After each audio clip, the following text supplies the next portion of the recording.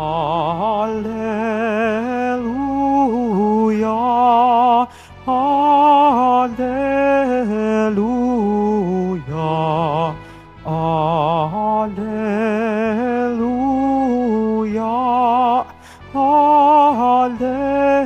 Alleluia. Ang Diyos ay maghahari na,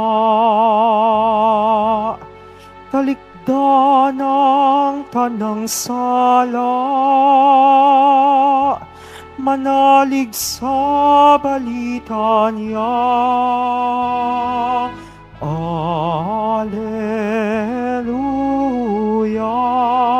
Alleluia, Alleluia,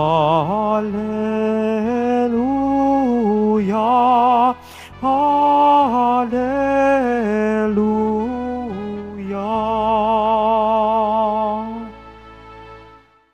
Sumainyo ang Panginoon, At sumaiyo rin. ang mabuting balita ng Panginoon ayon kay San Mateo. Papuri sa iyo, Panginoon. Noong panahong iyon, tinipon ni Jesus ang 12 alagad at binigyan ng kapangyarihang magpalayas ng masasamang espiritu at magpagaling ng mga may karamdaman. Ito ang pangalan ng 12 apostol, si Simon na tinatawag na Pedro at si Andres na kanyang kapatid, sina Santiago at Juan na mga anak ni Zebedeo, sina Felipe at Bartolome, si Tomas at si Mateo na publikano, si Santiago na anak ni Alfeo at si Tadeo, si Simong Makabayan at si Judas Iscariote ang nagkanulo kay Jesus. Ang 12 ito'y sinugo ni Jesus at kanyang pinagbilinan, huwag kayong pumunta sa lugar ng mga hintil o sa alinmang bayan ng mga Samaritano. Sa halip ay hanapin ninyo ang mga nawawalang tupa ng sambahayan ng Israel. Humayo kayo at ipangaral ninyo na malapit nang maghari ang Diyos. Mga kapatid, ang mabuting balita ng ating kaligtasan. Pinupuri ka namin, Panginoong Heso Kristo. Magsiupo muna ang lahat. Magandang good morning sa inyong lahat, mga kapatid. Ang ating ebanghelyo ngayon, narinig po natin ang pagpili ni Jesus sa 12 apostol. Ano po ang mga qualifications nila? Mga ordinaryong tao. Pero pinili sila ng Diyos. Hindi sila yung matataas ang pinag-aralan. Wala po. Marami sa kanila ay mga pangkaraniwang mangingisda. Pero sila ang binigyan ng napaka-importanteng misyon na ipagpatuloy ang gawain ng ating Panginoong Hesukristo. Kahapon, ang ating ebanghelyo ay ang Panginoong Hesukristo, nagpagaling siya sa isang taong inaalihan ng demonyo at pagkatapos pinagaling niya ang mga may sakit sa mga bayan na kanyang pinuntahan, sa mga nayo na kanyang pinuntahan. Bawat sakit o bawat mga karamdaman ay kanyang binigyan ng kagalingan. At nakita niya ang mga tao na parang mga tupa na walang pastol at siya ay nahabag sa kanila. At sinambit niya, sagana ang aanihin, ngunit kakaunti ang mag-aani. Kaya manalangin kayo sa may-ari ng ubasan upang magpadala siya ng mga tagapag-ani, mga manggagawa. At ngayon, ang pagpili naman ni Jesus sa 12 apostol. Ano ang kanilang gawain? Ang ipagpatuloy ang trabaho o misyon ng ating Panginoong Hesukristo. At sinambit dito, nung panahon na yon, tinipon ni Jesus ang 12 alagad. Binigyan ng kapangyarihang magpalayas ng masasamang espiritu at magpagaling ng mga may karamdaman.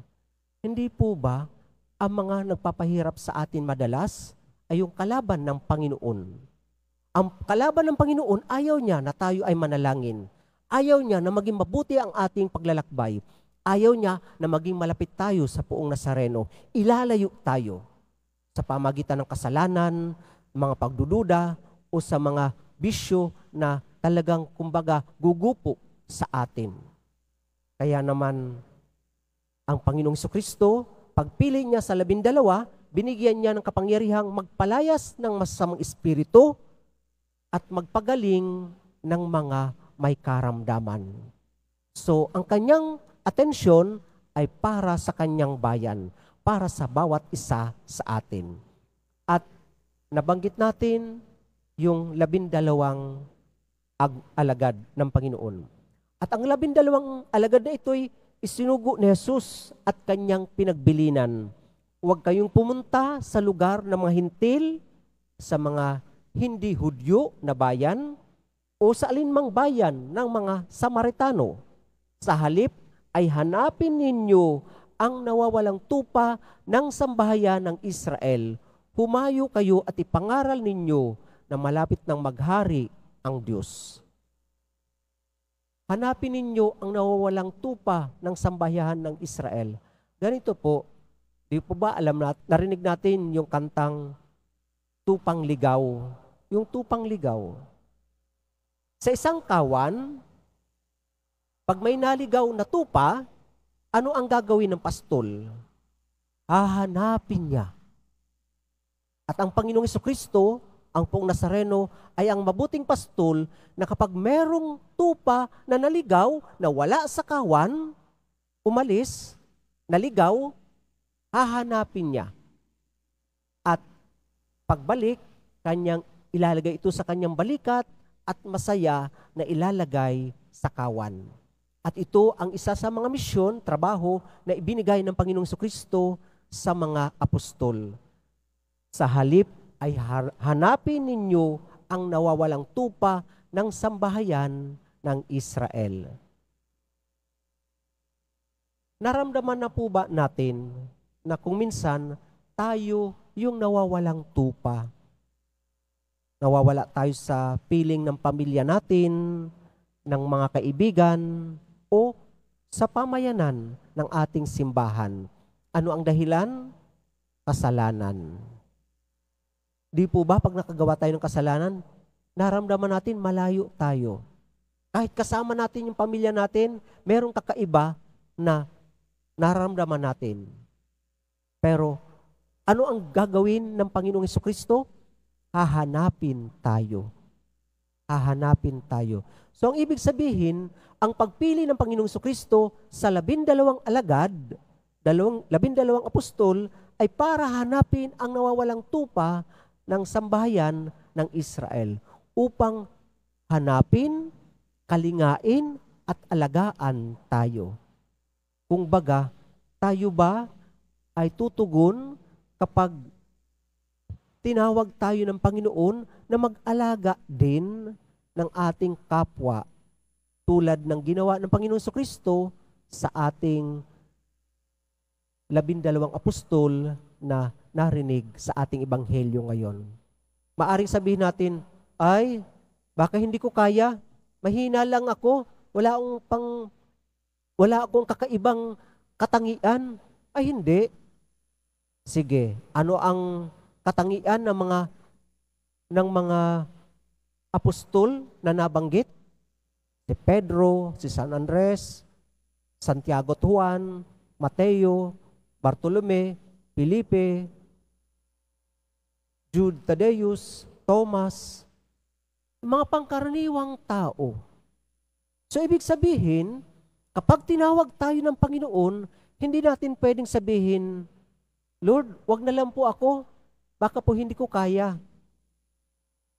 Kung tayo'y magdedepende lamang sa ating kalakasan, di natin kaya. Pero ang gawain ay kanino? Sa Panginoon.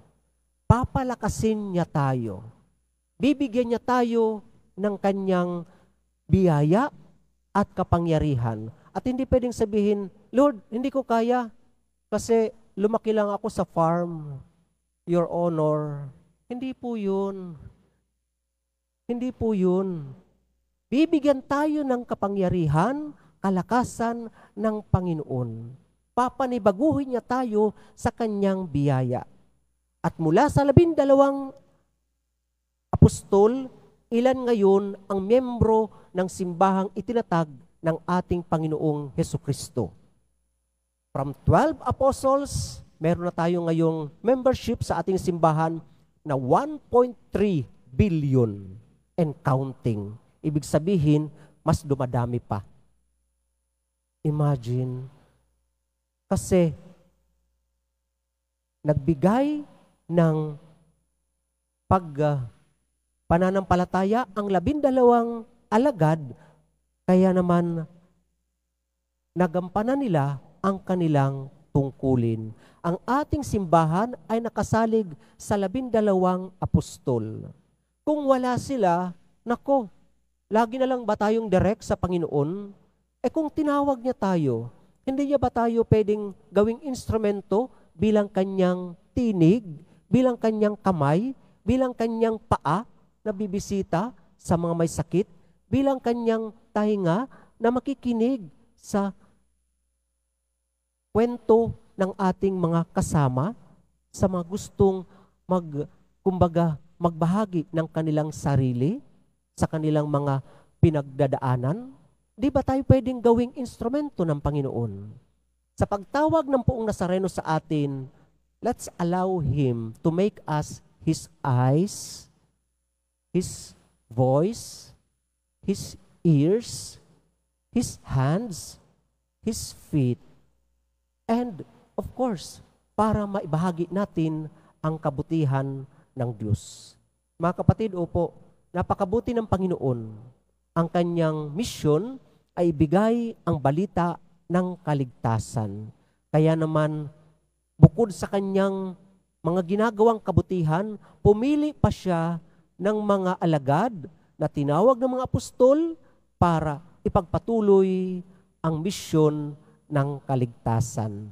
At sana atin ding ibigay ang ating paglilingkod ayon sa ating kakayanan. Mula sa Vatican II, sa Lumen Gentium o yung Dogmatic Constitution on the Church, sinasabi doon, number 17, na ang bawat binyagang Katolikong Kristiyano ay merong responsibilidad na ibahagi ang kabutihan ng Panginoon. So, bawat isa sa atin ay kanyang isinusugo. Kasi sa binyag na ating tinanggap, naging alagad tayo ng Panginoon, kaya naman dapat nating ibahagi ang kabutihan ng Panginoon. Huwag po nating harangan ang biyaya ng Diyos na kumilos sa ating buhay. Huwag po nating sabihin, hindi ko po kaya, mahina po ako. Ops, ang ating kalakasan ay ang ating Panginoon. At ang kanyang pagtawag sa atin ay napaka-personal na pamamaraan. Narinig natin ang mga pangalan at ang kanyang pagtawag sa atin, tinatawag niya tayo ayon sa ating kakayanan at narinig natin ang pagtawag niya sa ating mga pangalan. At nawa, tayo nga po ay maging extension ng kabutihan ng Poong Nazareno sa ating pamilya, sa ating pamayanan, at sa lugar na ating ginagalawan.